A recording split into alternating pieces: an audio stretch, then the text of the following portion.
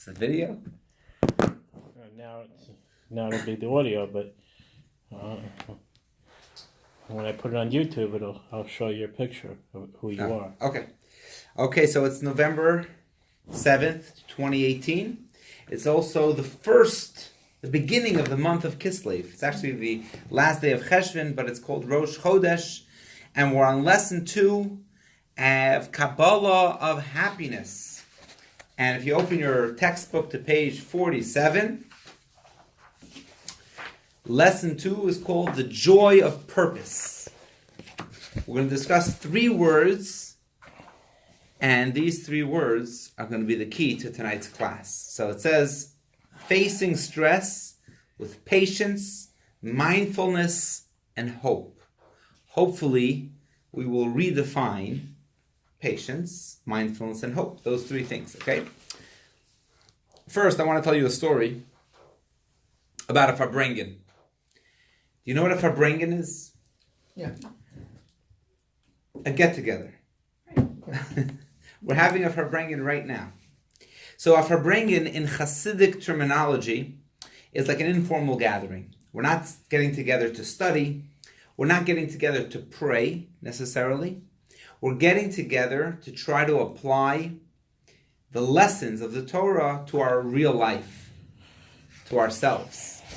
Because as we all know, theory is very good, but life sometimes gets in the way. There's a famous quote. Somebody once said that they used to be a really great parent. They learned all the techniques. They learned all the different methods and philosophies of child rearing and bedtime discipline and hearing the emotions of the child. They were great at parenting. And then they had kids. Okay? So sometimes when you have kids, all of a sudden you realize that all the philosophies and theories are great, but life gets in the way. So what's a common song that we sing by a Farbrengen? Just to give you an idea. And I'm talking about Farbrengen in Yiddish could mean just get together. You could get together for Thanksgiving dinner. It could be a Farbrengen too. But in Hasidic terminology, it's part of our spiritual growth. So how do you spiritually grow with a Farbrengen? So there's a song that we sing. We sing in Yiddish. Essen, est, sich, schlafen, schlaft, sich, was soll man tun, as es daven sich nit. Which in English means, we can eat. When we eat, we eat. When we eat, it's natural. It's not hard to eat, thank God. When we sleep, we can sleep like a log. But when it comes to praying, all of a sudden there's challenges. All of a sudden there's distractions. All of a sudden we can't concentrate.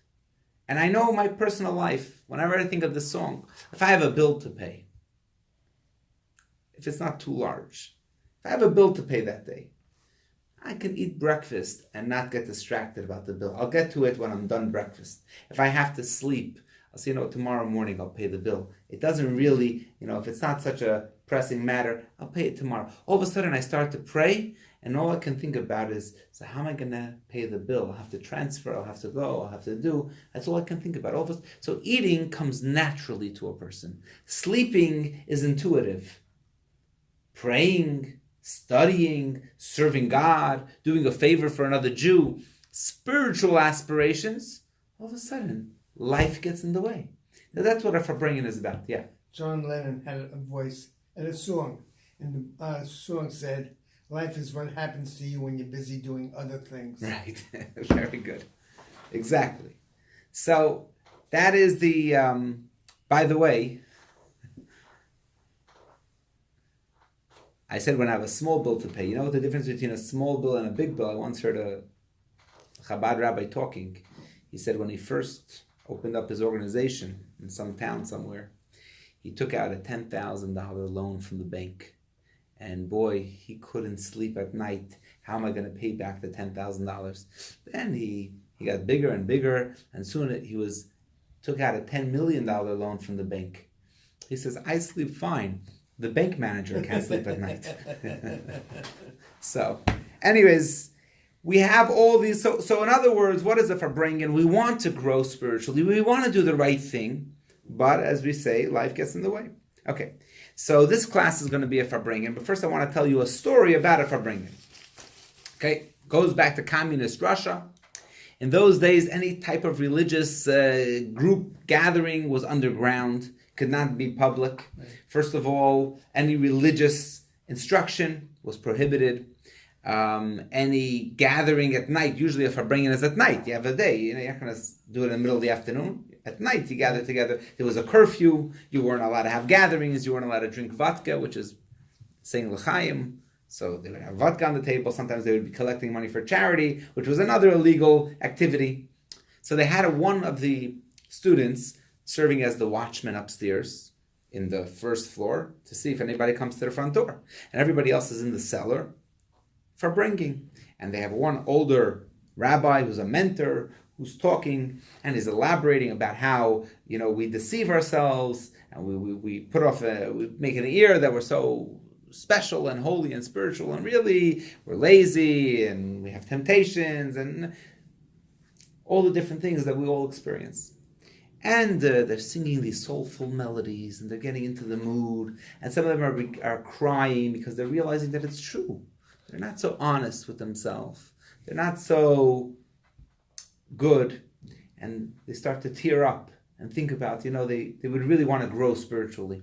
All of a sudden, the watchman from upstairs comes running downstairs and said, I just saw one of the KGB agents walking towards the steps, walking towards the front door. Quickly, one guy grabs the vodka and hides it. One guy puts the table to the side. Everybody hides in a different corner of the room. And when the KGB comes to the door, he knocks. Nobody answers. He doesn't hear any noise. He goes away. As soon as he goes away, they send the watchman upstairs to check. He's down the block. He left.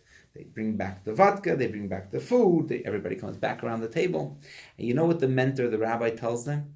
He says, look at this. When I spoke about spiritual problems that we have, you sang songs, you cried. What happened when the watchman came and said, there was an imminent danger, the KGB officer is here? There was no crying. There was action. So when something really bothers us, if we're really upset about something, we do action. We don't do crying. Right. Okay. So in a certain sense, that's what this class is going to be about. When something doesn't go our way, what is our reaction? What is our response? To kvetch, to complain, to cry, to feel anxious, or do we do action? Okay. One last quote. A lot of little quotes that I once heard that said there's two things that you should never worry about. You should never stress out about. There's two things. Number one, things that you cannot change. Right? That's right. Can't stress out about things you cannot change. You know what the second thing you shouldn't stress out about is? Things that you can change. Because if you can change them, you should do action, not stress.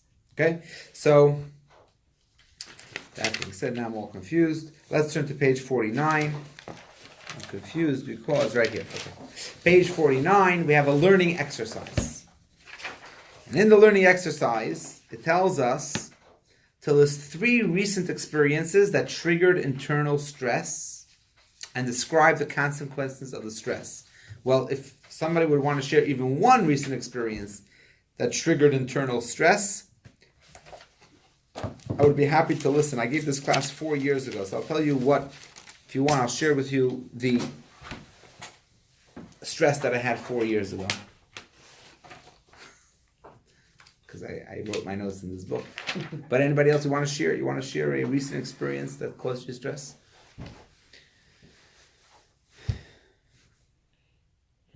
I could make up a fake example. Should I make up a fake example? Okay, I'll let you talk. My pinball machine broke. Your pinball machine broke. Okay. So. And how did you react? I called Dennis, the guy who fixes it. So you didn't stress out. You just acted. Well, I was stressed out for a week because I couldn't play pinball. Okay. My TV's broke today. Verizon's service went out, so I had no TV, no computer, and no telephone. I was stressed. You were stressed. Yeah, but It's the way it is. Right. So I called them up and they're coming tomorrow to fix it. Okay. Excellent. Those are real life examples. So, if we look at page 48, you don't even have to turn the page, just look back to text number 1. Very interesting poem by Charles Bukowski. It's called The Shoelace, right? And Karen, would you like to read? It's not the large things that send a man to the madhouse. No, it's the continuing series of small tragedies that send a man to the madhouse. Not the death of his love, but a shoelace that snaps with no time left. The dread of life is that swarm of trivialities that can kill quicker than cancer, and which are always there. License plates or taxes or expired driver's license or hiring or firing, doing it or having it done to you, or roaches or fleas, or a broken hook on a screen, or out of gas or too much gas. The sink stopped up, the landlord's drunk, the president's talking. Okay. Wow. That's what Charles Bukowski wrote. Okay. So what is the underlying message? That it's small things in life. You ever hear the expression, don't sweat the small stuff? It's really not, the big things, by the way, obviously can cause pain and grief, and maybe in lesson 5, if we get to it, we'll talk about that. But right now we're talking about the small things. Constant, everyday, major setbacks often can be overcome. But everyday setbacks is what send the man to the madhouse. Madhouse, as it says over here. Right? Okay. Like Verizon not coming on time, and Dennis not coming on time, and I don't know what I wrote over here. I was late to pick up my kid from school. I went to Brooklyn and I got stuck in traffic. My kid touched my son, Shneur Zalman. He touched, I remember this, he touched a hot surface and he burned his hand, and I'm sitting there and it was Shabbos. So I'm sitting there for like 10, 15 minutes just holding his hand under water. I don't remember what happened. What did he touch, a radiator or? He touched, I think, the stove. Yeah. And it was hot. And it was hot. And he was screaming. And I had his hand under the water. I remember, oh boy, I was not happy. So today, as I mentioned before, we're going to discuss generally 3 things. There could be other things that cause us stress. But we're going to try to talk about 3 things, and then could be here all night to discuss more than 3. First of all, everyday things that disrupt our schedule, things that just don't go our way. We were expecting things to go a certain way, and our plans were ruined. Second thing is that there's just too much to do and too little time. That's the second thing that we're going to discuss. There's just not enough time in the day, and we don't have enough energy to take care of all the things that truly need to get done. And the third thing that could cause us stress is we're worried about the future. Okay? Could be there's other things that get you stressed, but let's talk about these 3. We'll take them one by one, and we'll go from there. You can turn your page to page 50 if you'd like. And we're going to talk about patience, the first of the 3. So we all know that patience is a virtue, but let me ask you a question. What does it mean to lose your patience? Right? Isn't that an expression? I lost my patience. Right. When you lose your patience, generally what I think it means is, patience is when you act calm. Inside, you're not calm, but you're acting calm. You're acting patient. You're online, you're in a rush, you really want to get into the car quickly, but there's someone in front of you that's taking their time, and they're giving things back, and they're making mistakes, and you're just drumming your fingers, but you're acting patient. And then, at a certain point, you can't hide your emotions anymore, so you lose your patience. So in text number 2, I'll read the 2nd and the 4th paragraph. Though people tend to think of the outward manifestations of patience, which is calm and tolerant behavior, it also has an inward emotional aspect, which is serene inner states. In fact, this inner component may be the defining feature of the virtue. Let's skip to the last paragraph. It may be helpful to conceptualize patience as a character strength, where instead of seeking to change the situation, people exert control by changing themselves to fit the situation. Thus, patient people are not being passive, but are actively adapting to face the circumstances. So this article was written by a professor in the University of California, Davis, as well as another psychologist, Justin Westbrook, in Oregon. Okay, so they wrote this article, or this chapter, whatever it was. What does he say? That patience is not about acting calm, it's about being calm. It's about not trying to change a situation where that person is taking too long in front of you online. So what am I thinking in my mind? Why can't they just swipe the credit card a little bit slower, a little bit faster? You know those people that can never get it right? And then you're stuck waiting online. I mean, well, all the other lines, if you would have went on any of the other lines, you would have already been done. But because you're stuck behind this person, it's taking an extra 5 minutes, 10 minutes, whatever it is. So we have to readapt ourselves. We have to readapt our own thinking. And we're not just talking psychology, but let's talk about Kabbalah. Let's talk about what the Torah has to say. How do we rewire our way of thinking? Because we all get stressed. I get stressed. I could spend an hour talking about how not to be stressed. But I'm a human being. And when I get stuck in traffic, it's stressful. Right? I'm very good at telling other people how to behave.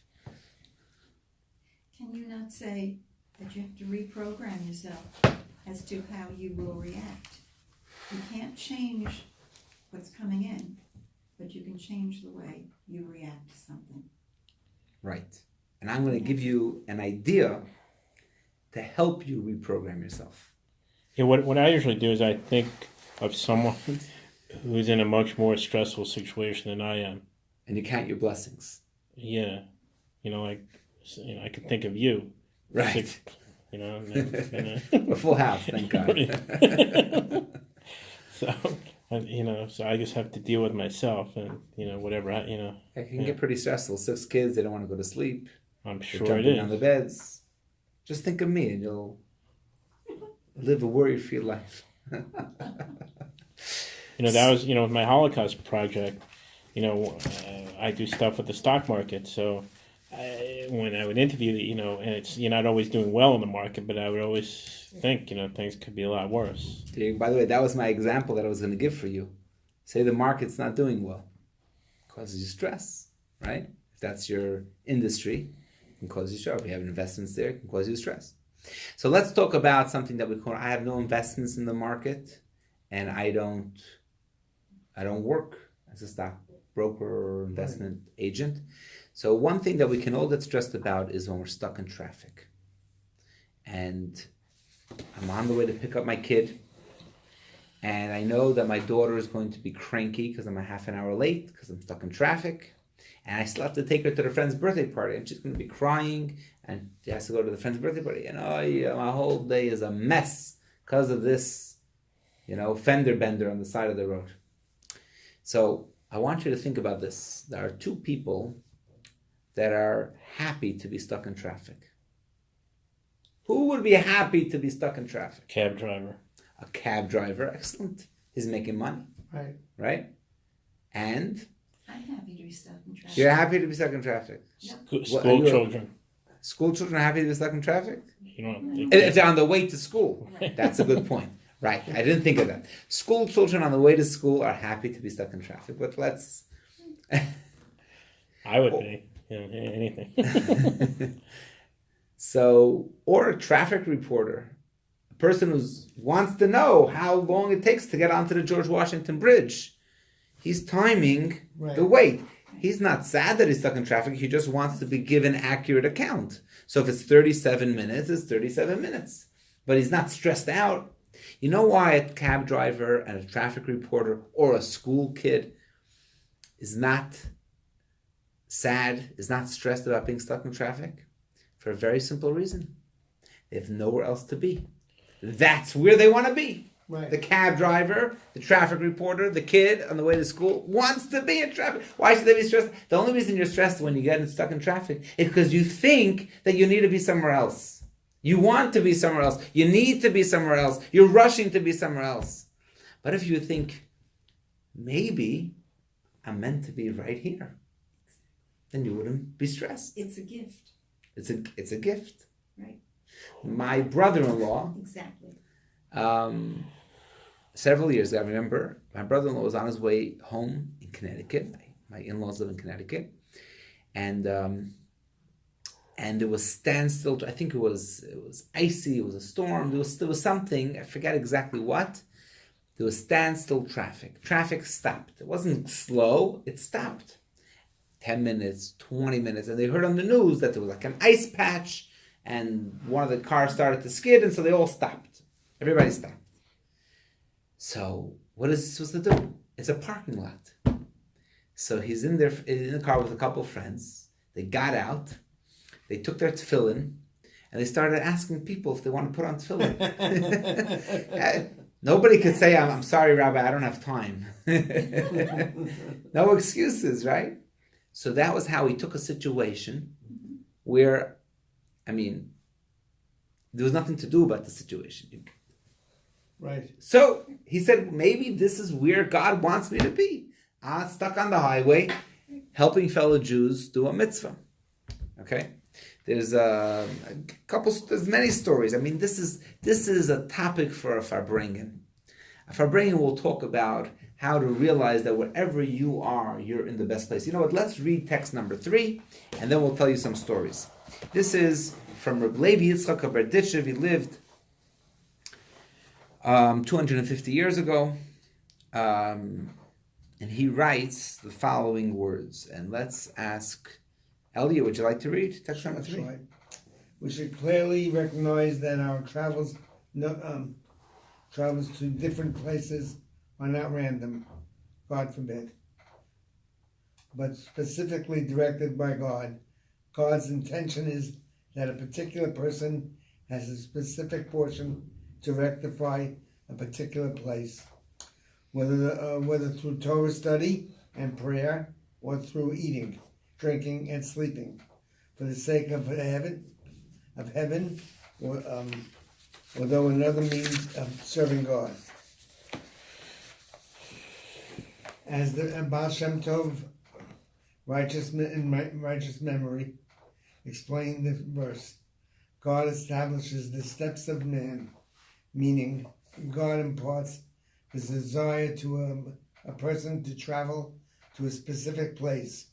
God's intentions being that the person should engage in a particular divine service, thereby rectifying what this person must rectify. Therefore, when we come to a particular place, we must take this to heart and ask ourselves, why am I here? For what purpose did God bring me here? It is certainly not for naught. This is a fundamental teaching of Hasidic philosophy. God directs the steps of man, and if you are in a place, there must be a reason. Right. Maybe a prayer was never said in that place. Maybe there was no holy words uttered in that place, and the reason why you're there is to utter those holy words and bring holiness to that place. Or maybe even eating kosher food could be a way of elevating that place.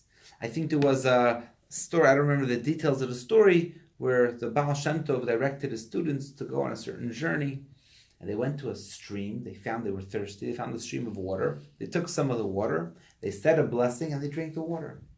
And later the Baal Shem Tov said, that stream of water, nobody ever said a blessing over the water. And by you saying a blessing over the water, you elevated the sparks of holiness that were trapped there and couldn't rise up to heaven. Whatever the idea is. So where do we need to go? We don't know where we need to go. We take a wrong turn. The old days before the GPS, you got lost, right? All the time. All the time. Hasidic philosophy, why do you get lost? If you get lost, You want to now find the right way. But before you find the right way, say a chapter of Tehillim, say a chapter of Psalms. Maybe you got lost in order to elevate the place. That is the philosophy. Say Shea a blessing. Stadium's symmetrical. Right. I walked around many times. Yeah. You couldn't figure out how to get out. It's Shea Stadium with the Mets play. It's symmetrical. So if you didn't pay attention to where you were, Oh, you just everything. Yeah. So nowadays with GPS, how does God make us get lost? He has ways. We get lost even with GPS. We think we're going to outsmart God and we're going to say, we'll never get lost. But God wants us to get lost because He wants us to end up in places that we're not planning to go in order to do goodness in that place. So we think we'll put on the GPS and we won't get lost. Guess what? GPS took me to a dead-end street. To dead end street. Right. Exactly. So what you do is you say a chapter of Tehillim, and then you go and then you turn around and you go find the right way. He wanted me to go into the East River. It was maybe right. Yep. Yes. Okay. God wanted me to laugh. Right. There was my father-in-law, a whole story. I'll say very, very short, the story, but basically... Go ahead, tell the whole story. I should tell the whole story. Like in class. When I do the Holocaust interviews, they often say that, and I say, no, tell the whole... No, but I'm not going to have time to say the whole story, but maybe another time. I've told it before in my classes. Come to my Passover Seder. I usually say it at the Passover Seder, because it's about Passover. So anyways, basically the Rebbe sent matzah he was making a Seder for Russian arrivals, that recently arrived that year to New Haven. He was making a big Seder for them, and the Rebbe sent a box of matzah for the public Seder, for the community Seder, for these Russian Jews. And for some reason it didn't make it to New Haven, it got stuck in Bridgeport. Because the ride that was bringing the matzah, and the Rebbe's matzah was baked on the morning of the Seder. Right. So it was given out, and then you had to drive quickly to Connecticut, and he got stuck in Bridgeport. They didn't have GPS in those days. He got stuck. So for the first night, he didn't have the matzah, but he thought that maybe he could walk from New Haven to Bridgeport. That was my father-in-law's idea. About a 5-hour walk each way. All right. Okay. So you have to be, I don't know what kind of person decides to walk. My father was a very special person. And he said, no, it's Jews. It's the first time they're celebrating a Seder in 70 years. And the Rebbe sent a special box of matzah. What's 10 hours of walking? Right? So he starts walking. And after about 2 hours, he realizes he's not sure exactly how to go. And he realizes that he's not going to have the energy to make it all the way. And also there were some Jewish law problems, walking on the holiday and walking too far and over a bridge and whatever it was. So after about 2.5 hours, he says, you know what? Forget it. It was a nice idea, but it's not practical. He looks around and he's thinking, why am I here? And he packed along some of his own matzah in case he got hungry along the way. Right. He had some matzah. So he had a little bag with matzah. He's thinking, why? Shmura matzah, the round hand-baked matzah. Why am I here? He sees a tall building. It looks like a hospital. He goes inside. Are there any Jews here? It's not a very Jewish area. Right. We don't know. Till one of the nurses say, yeah, on the top floor there's a Jewish woman. He goes up to the top floor and he knocks on the door, come in, and he says, good Yontif, happy holiday, it's Rabbi Levitin, and I wanted to wish you a happy Passover, and I brought some matzah to give you. And the woman just starts crying. She's so overcome with emotion, she starts crying, which is understandable. She's all alone in the hospital. She says, no, you don't understand. For weeks I've been asking the nurses to buy me some matzah, but they don't know matzah from, tam-tams. So the stores don't carry the supermarkets, especially in those days, 30 years ago, didn't carry the matzahs. So last night, by the night of the first Seder, I was thinking to myself, I was talking to God, I said, God, I'm stuck all alone. I'm the only Jew around. I don't even have a normal Seder for Passover. Why did you forget about me? And the next day, you walked in and he brought me matzah. So what's amazing about the story? How did my father-in-law end up there? Right. Because he had this wild idea that he's going to walk 5 hours there and 5 hours back to pick up the matzah. And by the way, first the matzah had to get stuck in Bridgeport. That was the first, God works in mysterious ways. The matzah got stuck in Bridgeport. Something made my father think, let me wake up at 6 a.m. and walk for 10 hours and bring the matzah. And then realize that he can't go right at the foot of that hospital to bring that person the matzah. Sometimes we see the reason why we got stuck, like in the story, and sometimes we don't see the reason. But we have to know there's always a reason. We're late to something, there's always a reason. I'm not always mindful of it, but a lot of times when I'm in the wrong place and I meet somebody that I wouldn't have met otherwise, or I reconnect with a friend. I'll tell you a story that happened to me. I just thought of it. There was a guy that I knew. I used to visit him in his office in Jericho. And after about a year or 2 years, he moved out of the office. The office moved and he left that firm anyways. And I had his cell number. I had his contact information. But he wasn't so good at responding.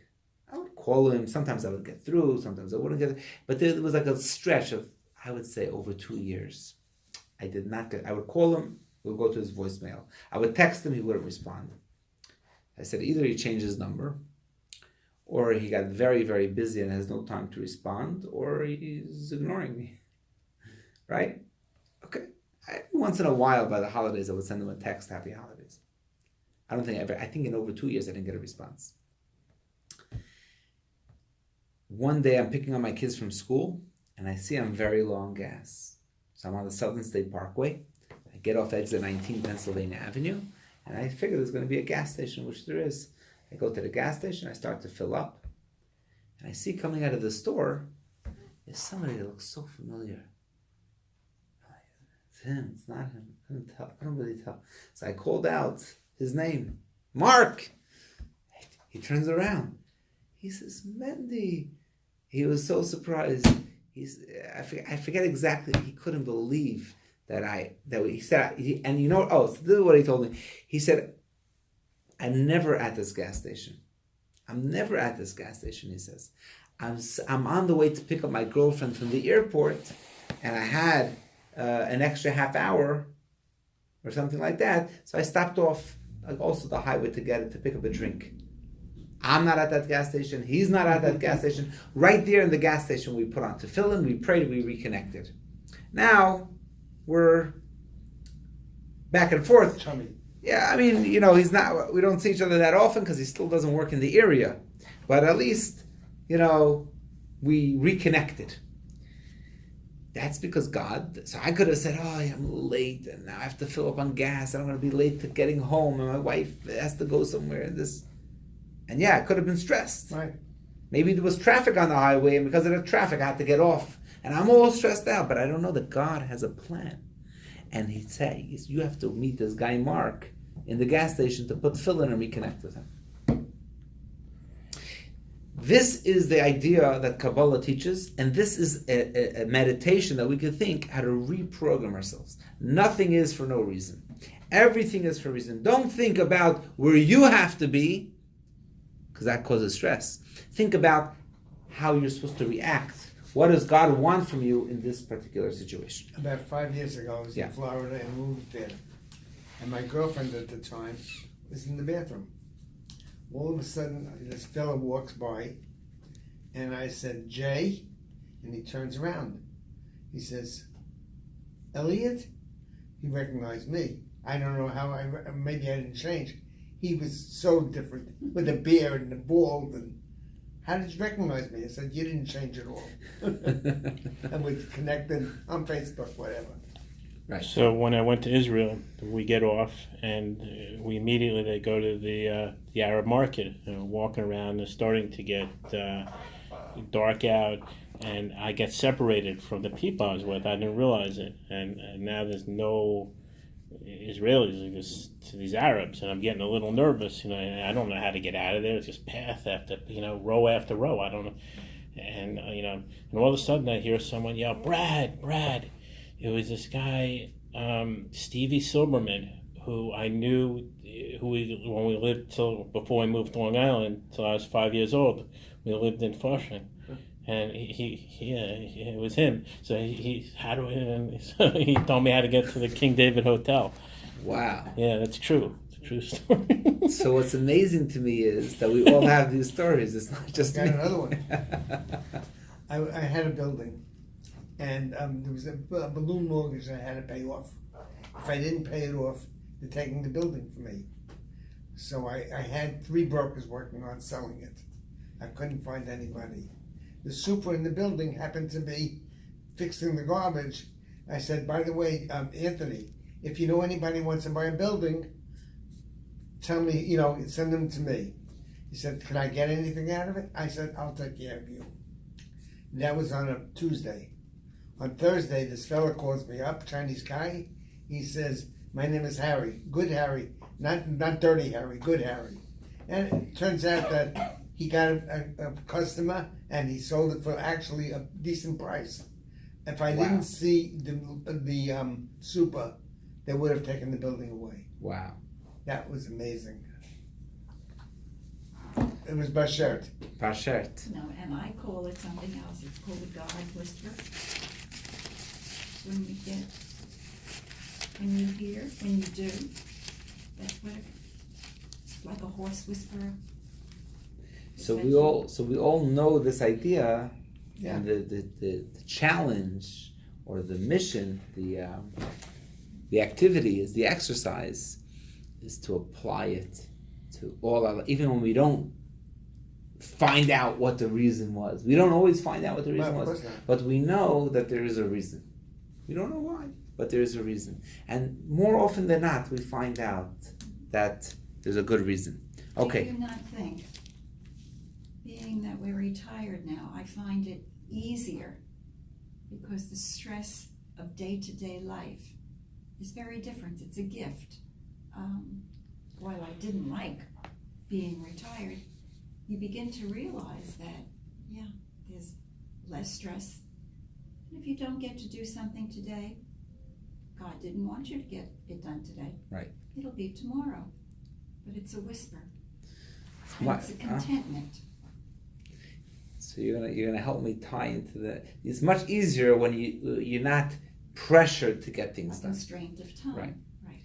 So let's actually now move on to the next section where we're going to talk about where you have too many things to get done.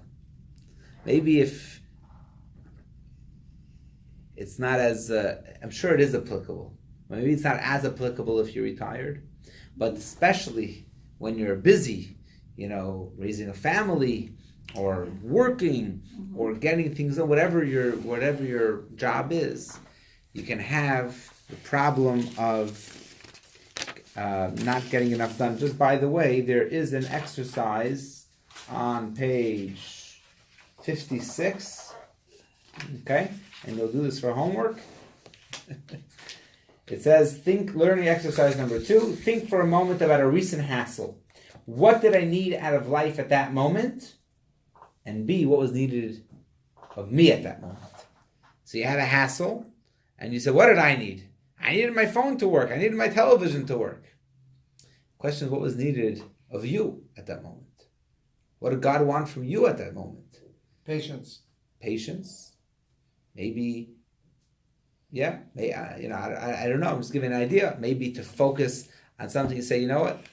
All right, if I don't have the television and I don't have the phone, so I can't call people and I can't watch the news, so I'll write my diary. I don't know. There's something else that I had to get done that I was pushing off, right? And I'm going to do it now because I'm anyways stuck without a means of communication. Or maybe I'll go for a walk in the park. Or I don't know exactly, but you understand? Think, so what is the message that God is trying to send me? Should I sit here and stew over the fact that I can't call anybody? When my phone doesn't work? Or say, you know what? I'll prepare my next Torah class. May as well, because I can't do anything else. Okay, so this is just an example, and you can apply it to every situation. Let's go to the next section. Okay? What happens when you just have too many things to get done and you don't have enough time.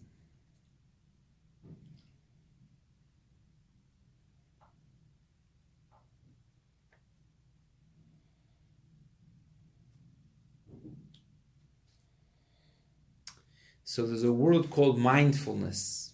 Okay, we're going to discuss mindfulness. So,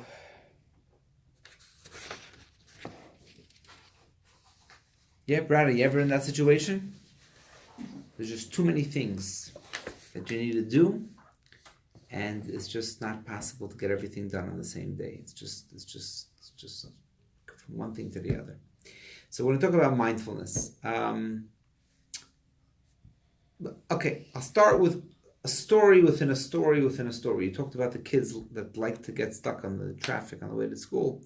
Another thing that school children like is stories within stories within stories. You know, that's the favorite kind of story. My kids love it. When I'm saying a story at night, they want a story in a story, you know, not just a regular story. So this is a triple story. Story is that in the 1970s, a group of Hasidim traveled a charter plane, maybe not a charter plane. They traveled from Israel and to be with the Rebbe on a special occasion, and they were here for 2 weeks, and then it was the day of their departure. They came just to be by the Rebbe. The Rebbe would call them my guests. They were my guests. And that celebration and the holiday passed, etc., etc.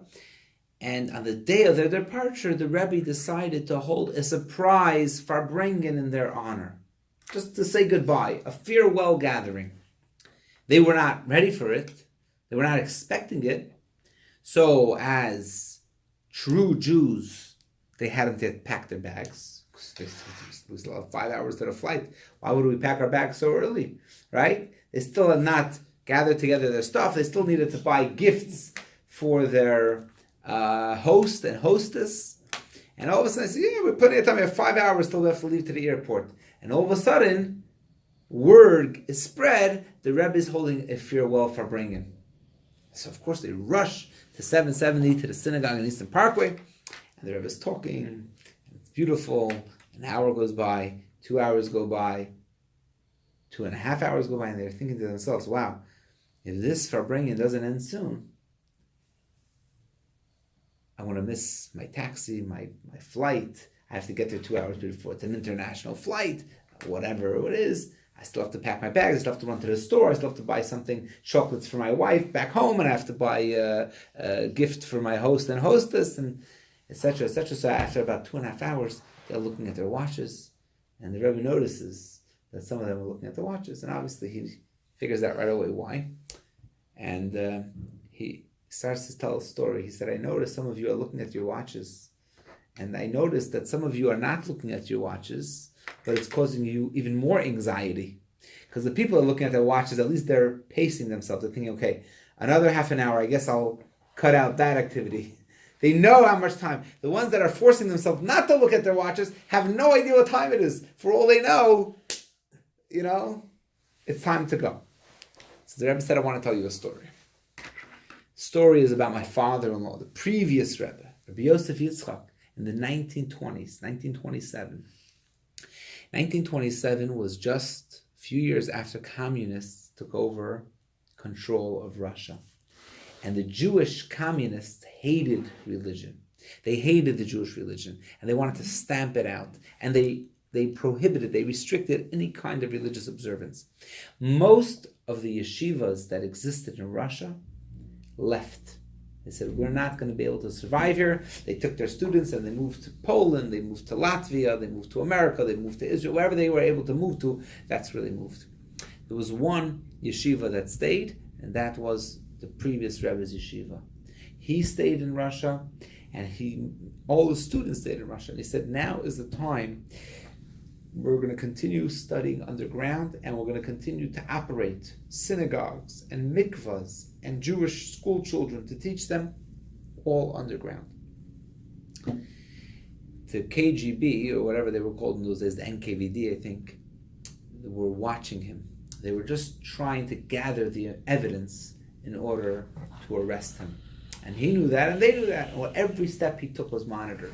Now, he had to take a trip to Moscow, which was the capital. Why do you have to take a trip to Moscow? He lived in Leningrad, which is now called Petersburg. He lived in Petersburg, which is not the capital. You know, when the communists came, they changed it to Leningrad, and Moscow became the capital. So he had to travel to Moscow because it was a very important business that he cannot entrust it with anybody else. He cannot send an agent to do it. The previous rabbi had to do it himself. Why? What did he have to do? Obviously something very important for this underground network. So when he was traveling to Moscow, the surveillance was intensified.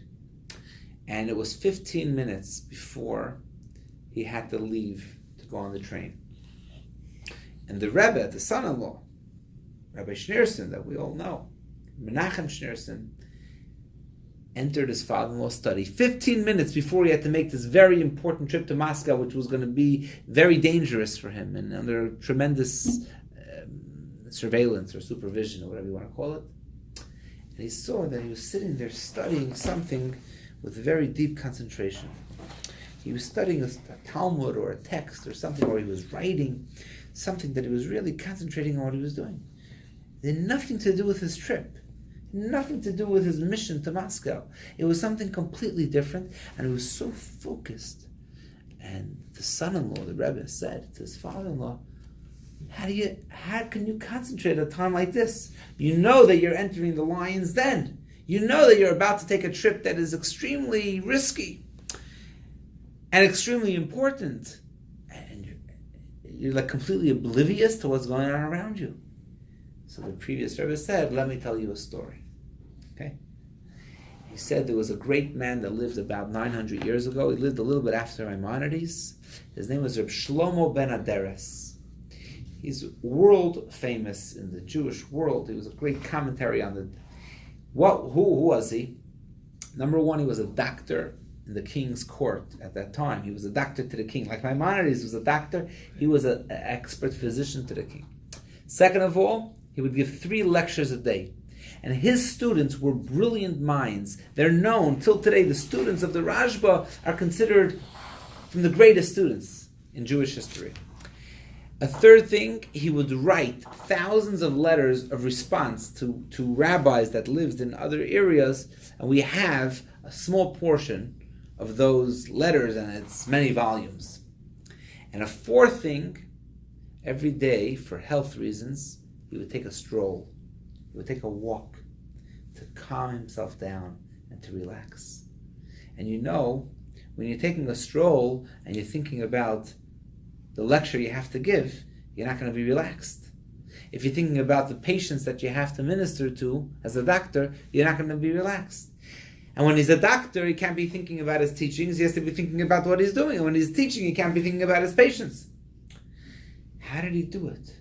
How did he do it? 3 lectures a day. How did he do it? He had a talent, a secret talent called success in time. He knew how to focus. Whatever he was doing, he was only doing that thing. When he was a doctor, he was not thinking about his Talmud and he was not thinking about his stroll. And when he was writing, he was thinking about what he was writing. When he was taking a stroll, he was thinking about relaxing his mind. It's called being mindful, mindfulness.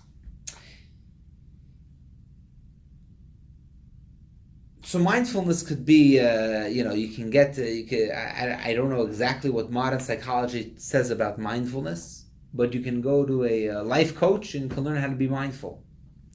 But Kabbalah gives us a little bit of a different perspective. Okay? There's 2 points that we're going to make about being mindful. So anyways, to make a long story short, the previous Rebbe was saying that you can learn from the Rashba how to have success in time. So I have to go on a train, but I have to go in 15 minutes. In 15 minutes, my watch will beep and tell me I have to go on the train. My bags are packed. I don't have to worry. I'm all ready. Now I have 15 minutes to concentrate on something entirely different. And the Rebbe was speaking to the Israeli guest. He said, it's true, you have to go on a flight. But while you're at the Farbrengen, instead of stressing out about the flight, they're not going to leave in middle. That would be disrespectful. You're not going to leave in middle anyways, right? So if you're already here, just be fully here.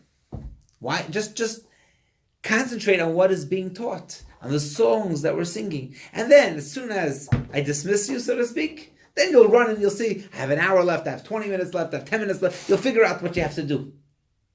Actually, interesting thing, I took a course once on different things, but from a life coach.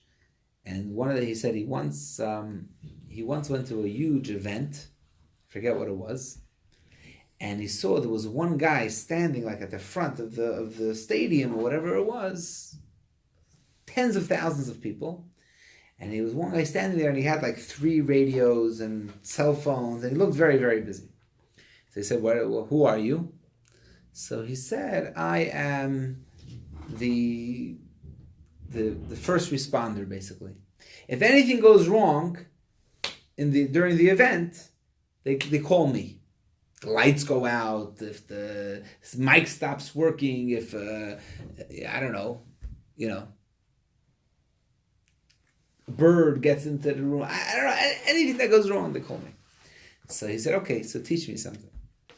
So he says, my friend, the life coach was talking, he says, teach me something that I can use. He said, very simple. He said, what happens if you're 10 minutes before an event? 10 minutes before an event and something goes wrong. Something that you can't start the event, you have to figure out the problem.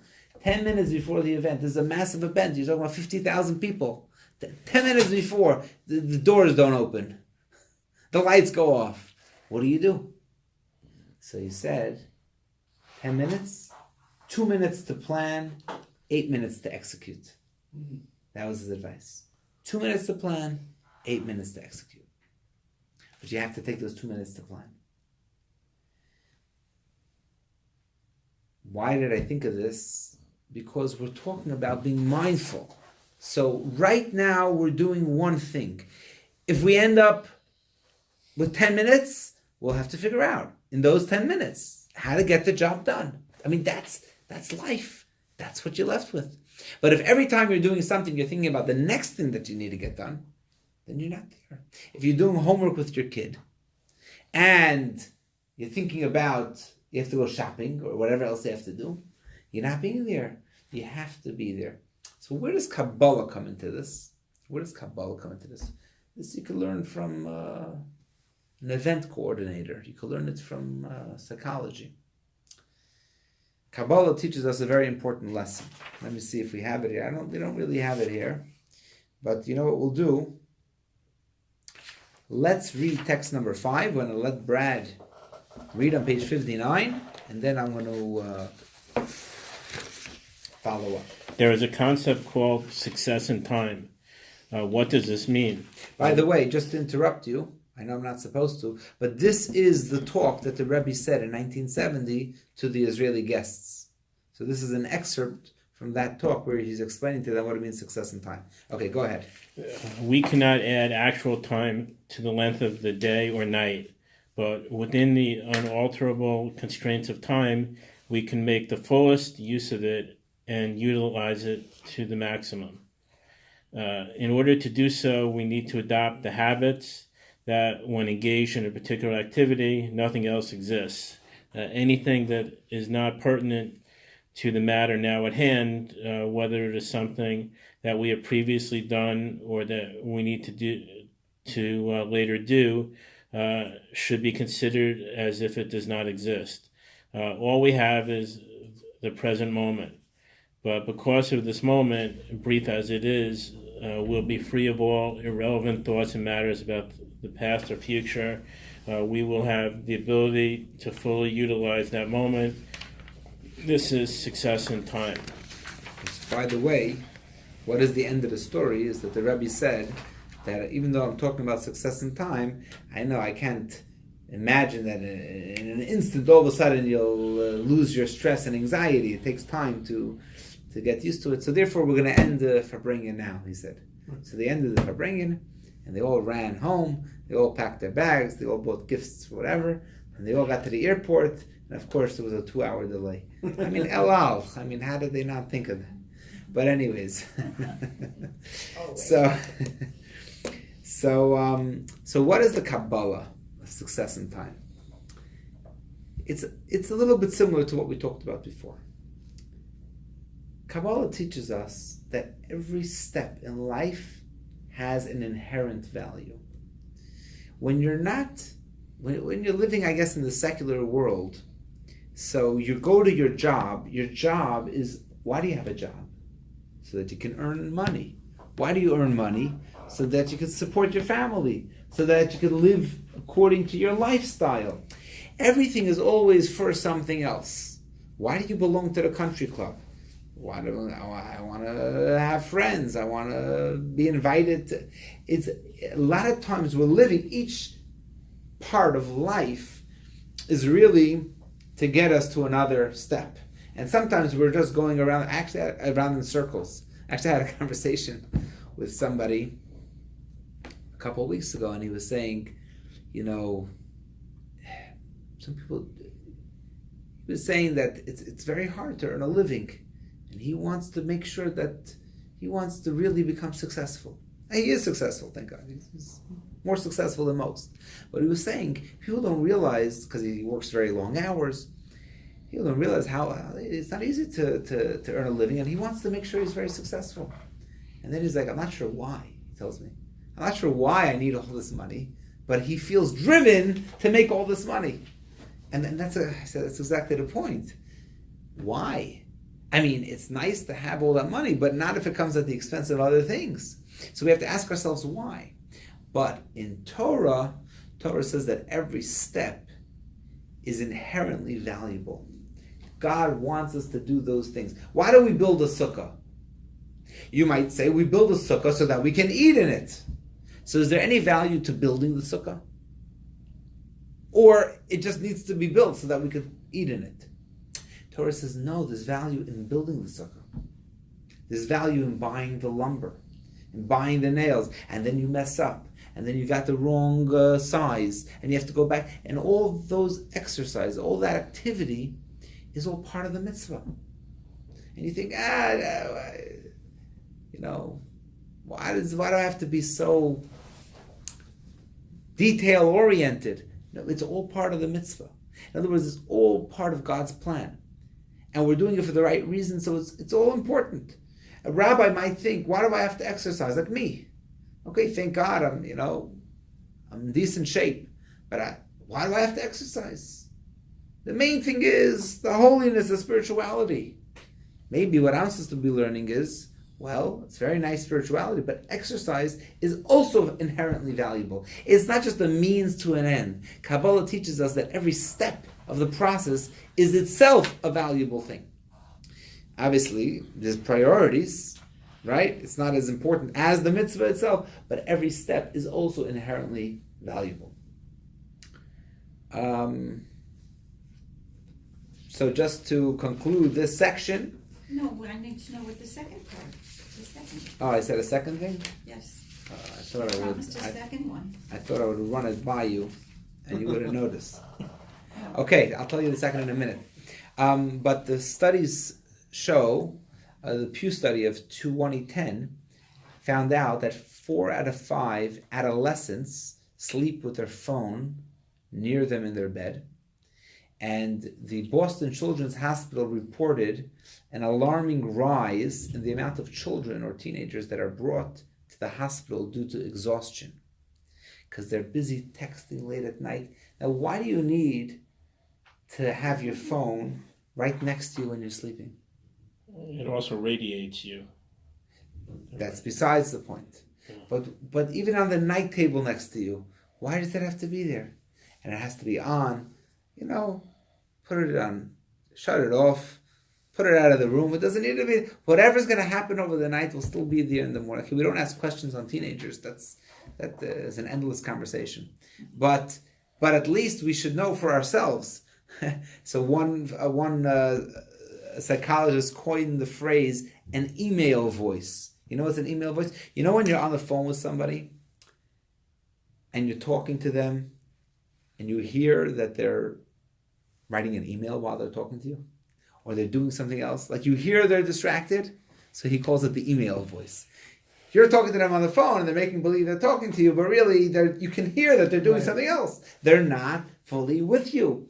That is the point. We have to be mindful, we have to be fully present. And we have to know whatever we're doing at this moment. I just tell you, the Rebbe was an unbelievable example. If you think about somebody who had a busy day, the Rebbe never slept more than 4 hours a night. Okay? And how do we know that he never slept more than 4 hours? Do we have spies? I'll tell you how we know. In 1977, on Simchas Torah, the Rebbe suffered a heart attack. The day before, so Shmini Atzeres. During the dancing with the Torah, he suffered a heart attack. Actually, tonight is a Hasidic holiday. Because after the Rebbe suffered a heart attack in 1977, they wanted to take him to the hospital. And he said, I don't want to go to the hospital. I want to stay right here in this holy synagogue of my father-in-law, the previous Rebbe. Bring the doctors here. Let the doctors come here. And the Rebbe was... Okay, we can have a farbrengen about this because tonight's the holiday. I'll tell you why. So how did they know that the Rebbe suffered a heart attack? Because everybody was dancing. And in the middle of the dancing, the Rebbe looked a little bit pale. And the Rebbe asked for a chair to sit down. And in the previous 27 years of the Rebbe being Rebbe, he never sat down on Simchas Torah. Okay, the Rebbe was a man of 75 years old in 1977. He sat down on the chair, 76 already, I think. He sat down on the chair, and everybody was worried, and they said, everybody get out of the synagogue, we need ear. They right away called a doctor, and the Rebbe said, finish the dancing. They did very, very quick the rest of the prayers, whatever it was. And the Rebbe walked upstairs. They found out that night he suffered 2 heart attacks. One when he sat down, and one on his way up on the stairs. Actually, he had to hold on, he had to stop for a couple minutes, and they didn't know why. But then the Rebbe continued up the stairs, and then the Rebbe wanted to eat in the sukkah that night, because that night, the 8th night, we still eat in the sukkah. Whole story. The Rebbe said, I'm not going to the hospital. And they brought the doctors, they brought the machinery there. And the doctors that told him, there was one doctor that said, if you don't go to the hospital, I can't have responsibility for you. I said, okay, we'll find another doctor. And that's what they did. They found another doctor. And a lot of amazing stories. So that night, or the next night maybe it was, the Rebbe was in his room and being taken care of by the doctor. And the Rebbe said, why is it so quiet? How come I don't hear the dancing from the synagogue? The doctor said, well, obviously nobody wants to disturb the Rebbe's sleep or the Rebbe's rest. I said, what? Simchas Torah. The more they dance, the more I'll heal faster. The faster I'll heal. And so the Hasidim were dancing. Actually, the Rebbe said to make hakafas right outside his room. Anyways. So for 5 weeks or 6 weeks, for 6 weeks, the Rebbe was in his office in 770. He didn't go home. His home was a few blocks away. He wasn't well enough to go home. And tonight, Rosh Chodesh Kislev is the first night the doctors allowed him to go home. So it's a holiday celebration tonight and tomorrow night. You'll go to a Chabad yeshiva, you'll go to 770 Eastern Park, where you'll see a whole night. The place is dancing. Every year like this. So how did I get into this? Yeah, I said the Rebbe didn't sleep more than 4 hours. Because what happened was, they gave the Rebbe like a tranquilizer to make him sleep. Or something, an injection. And either he didn't go to sleep or he slept just for a few minutes. They gave him a second time, very strong. Finally he went to sleep. And he slept for like 4 hours. And then he woke up. And the doctors were shocked. This was supposed to put him out for 10 hours. And the Rebbitzin told the doctors that 4 hours is, in all my years of being married to him, I've never seen him sleep for more than 4 hours a night. Okay, so we know how much the Rebbe slept. This is all a side thing because of the holiday tonight. But the Rebbe was extremely busy. He had studies that he had to study and writings that he had to write, and he met with a tremendous amount of people. And when you talk to him, he gave you his fullest attention. You can watch videos of people coming by for dollars. And there's thousands of people coming by on a Sunday. The Rebbe stood there for 5-6 hours. Everybody comes by, gets $1, and has about 1 second. And if they can blurt out a request, which not everybody did. Like, example, I would go when it was my birthday. So I would get $1 and I would say, Thursday is my birthday. Donnerstag is my name of lettuce. And they would give me a second $1 and say, give extra charity, because each dollar was for charity. Give extra charity for your birthday. You literally had 3 seconds by the Rebbe, if you were lucky. And some people came and they started talking to the Rebbe. Sometimes they were asking silly things, whatever it was, whatever the case may be. The Rebbe gave them attention. The Rebbe wouldn't interrupt you when you spoke. The Rebbe would wait till you finished speaking. And then the Rebbe would respond. And this is a person, the secretary, you could see the secretaries on the side. Crazy. Going crazy. Everybody, there's thousands of people waiting online, and this person's yenting away about their whatever it is. But the Rebbe is standing there, calm, and listening, and when the person finishes talking, the Rebbe responds. That is called not being distracted. Now, because I promised you a second thing, okay, I'm going to deal with it briefly, and that is that we also have to reassess our lifestyle. Some people have too many things going on, not because they need to get all those things done, because they think they need to get all these things done. The kids have to go to soccer, and to a birthday party, and to tutoring, and to... Who said? Who said you have to do all those things? Because all those things are stressing you out and stressing your kids out, and you're snapping at your kid because they're late to baseball practice. Who said you have to do all those things? Maybe you have to do less. Maybe you don't have to do all those things. Maybe you don't have to be a millionaire. Maybe it's enough to have $900,000 in the bank. Maybe not $1 million. Right? So I'm not saying it's a bad thing. I'm just saying let's evaluate. If it's stressing us out, if it's causing us anxiety, we have to reevaluate. Why do we have all these things in our day? We have to go here, we have to do this, because this is what people do. That might be what people do, but every person has to be honest with themselves. Is that what I should be doing? And I'll give you a short story. The Reb Dov Ber, who was called the Maggid, he was a student of the Baal Shem Tov, lived about 300 years ago. Reb Dov Ber was once, what was the story? Somebody once came to visit him. The story is that the Baal Shem Tov was once visited by a wealthy individual. And the Baal Shem Tov gave him blessings. He was a wealthy guy who was traveling. And the Baal Shem Tov said, on your way back, are you going to pass by Mezrich? He said, yes, I'm going to pass by Mezrich. He said, do me a favor, Mr. Wealthy Man. Do me a favor, says the Baal Shem Tov. On your way through Mezrich, find my student, the great Rabbi Reb Dov Ber, and give him my regards. Okay. He passes through Mezrich, and he asks around, where's the great Rabbi Reb Dov Ber? And they said, the great Rabbi Reb Dov Ber? We never heard of it. He's a tremendous scholar. He's a student of the Baal Shem Tov. He must be like one of the brilliant minds of the town. They said, we don't know. Can't think of anybody brilliant that's named Dov Ber. So he walked around, and finally he dropped the great and the rabbi, and he asked, is there anybody Dov Ber? He said, you mean Dov Ber, the school teacher? There's a poor school teacher that lives in the end of town. He teaches little kids how to read Aleph Bet. Obviously, it was the great Rabbi Reb Dov Ber, but he wasn't showing off his brilliance. People thought of him as a simple school teacher. A guy knocks on the door, and he sees the kids are all sitting on stumps of wood around a wooden table, a plank of wood. And he says, I want to speak to you. He says, you know what, I'll be done in a couple hours. Come back in a couple hours when I'm finished teaching. To teach now. Comes back in a couple hours, and he sees that the table is now lying on the stumps of wood, and that's the bed.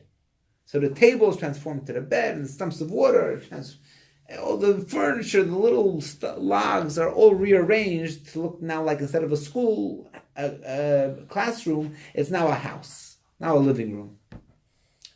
So he said, Rabbi, you're the great Rabbi Reb Dov Ber. I have special regards from the Baal Shem Tov. I just have one question. Where's all your furniture? Where's all your furniture? This is how you live? that the bed turns into a table and the couch turns into a chair? This is no way to live. So Rabbi Dover asks him, and where's your furniture? And here's a wealthy guy. He says, what do you mean, where's my furniture? I have tons of furniture at home. I have all this furniture at home. He says, yeah, but how come you don't bring any of the furniture with you? Right now, you don't have any furniture. He said, what do you mean? Now I'm just passing through. I'm just traveling. I don't need my furniture while I travel. I have it all at home. Rabbi Dover said, we're all just passing through this world. We don't need all the furniture, When we get to the next world, we'll have all our furniture. So in other words, the reason why I'm saying the story is you have to think, what do we need? What do we need? We need this and we need that. We need this and we need a big house and a big car and 2 cars and, all the different things that we need. Who said you need it?